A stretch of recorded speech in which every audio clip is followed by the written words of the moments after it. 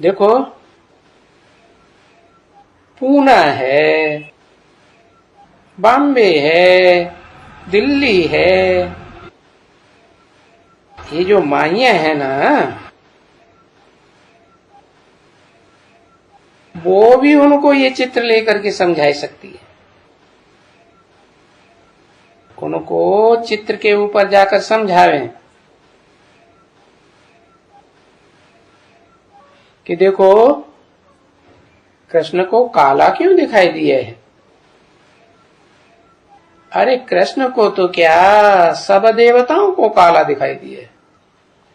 नारायण को काला बताई दिया, कृष्ण को तो काला दिखाई दिया, राम को काला दिखाई दिया। जो ढेर के ढेर मंदिर बने हुए हैं शिव के, और शिव के लिंग को भी काला दिखाई दिया।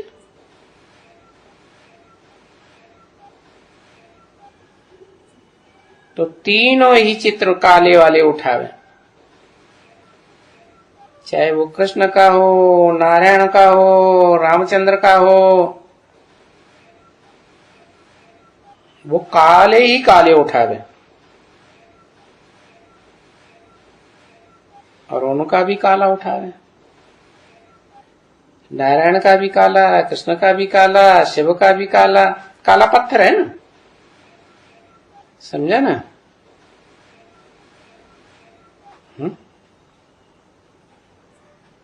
काला पत्थर क्यों है? और कुछ होता, पत्थर ही क्यों बनाई दिए? क्योंकि उनको समझाना होता है ना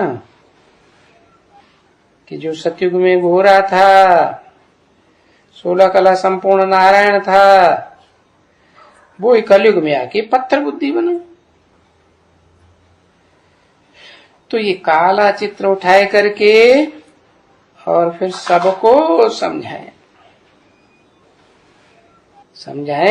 कि ये देवताओं को काला क्यों कर दिया है, ये कहाँ की यादगार है। कृष्ण बेचारे को काला क्यों कर दिया,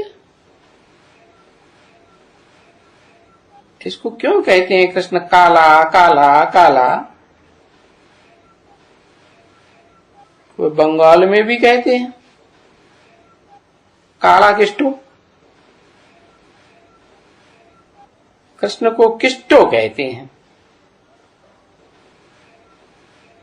है ना। तो ये काला काला ही कहते हैं बच्चे, नहीं तो काला कहा जाता है श्याम सुंदर को। तो उसमें तो सुंदर नाम भी आता है। अब श्याम सुंदर नाम दिया है तो उसको काला ही तो नहीं कहेंगे,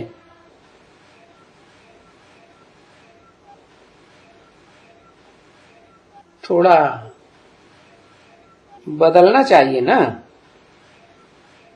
परंतु उनका नाम रख दिया है काला किष्टो। बंगाली लोग कहते हैं ना, वो ऐसे ही समझते हैं, काला ही दिखाते हैं, और है भी बरोबर काला। और कोई कोई जगह में तो बहुत ही काला दिखाई दिया है। श्रीनाथ द्वारे में जाओ तो वहां भी एकदम काली मूर्त, नाम रख दिया श्रीनाथ। अरे श्री तो देवताओं को कहा जाता है ना, देवताएं इतने सुंदर होते हैं, उनकी पूजा करते हैं, मंदिर बनाते हैं, तो मूर्त एकदम काली क्यों बनाई दी।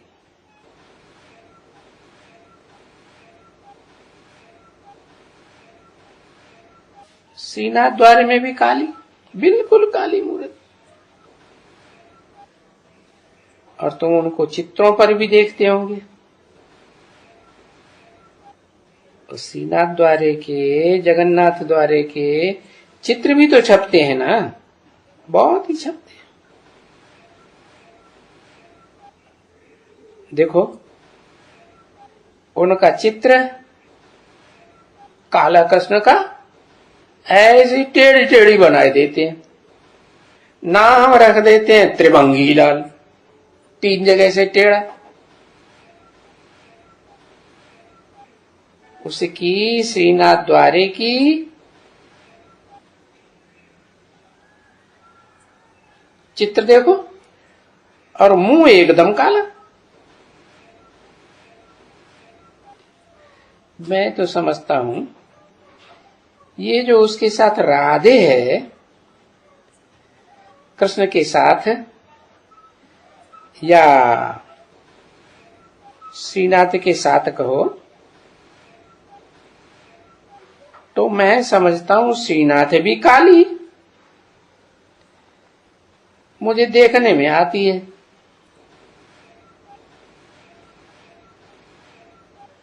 या देखा तो है, अभी हमें स्मृति नहीं है कि श्रीनाथनी काली थी या गोरी थी।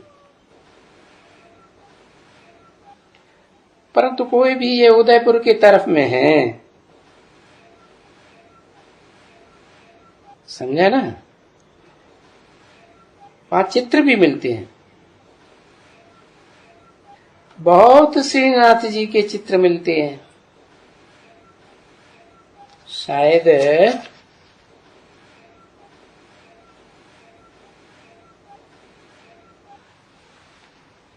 कोई गौरा भी रखा हो,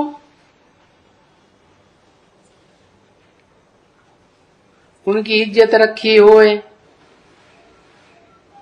किनकी है? श्रीनाथ का मुंह काला और श्रीनाथ की गोरा चित्र रखा हो। 26/8/1967 की वाणी का 8वां पेज। या उनको काला मुंह दिया हुआ हो और पूरा वो स्त्रियों को काला मुंह नहीं किया हुआ हो, है ना?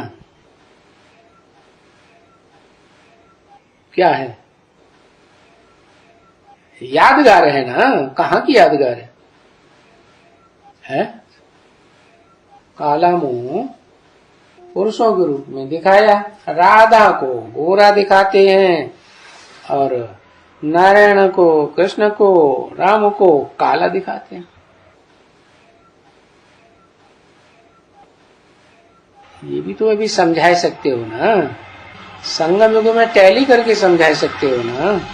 तो वो सारे चित्र इकट्ठे करने चाहिए। कौन से चित्र? राम के, राधा के, नारायण के इकट्ठे करने चाहिए। दिखाओ कि ये देखो है ना बरोबर काले। अब आओ तो हम तुम्हें श्याम सुंदर का अर्थ समझाएं। क्या समझाएंगे? कि जो सुंदर बनाने वाला है, गोरा बनाने वाला है, मनुष्य को देवता बनाने वाला है, वो आते ही हैं काले कलयुग में, तो काले ही होंगे ना।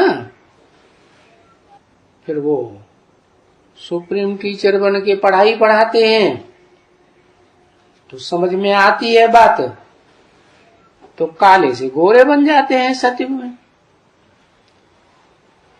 तो काले कलयुग को, काले धंधे जहां होते हैं उसको गोरा युग बनाने वाला कौन हुआ?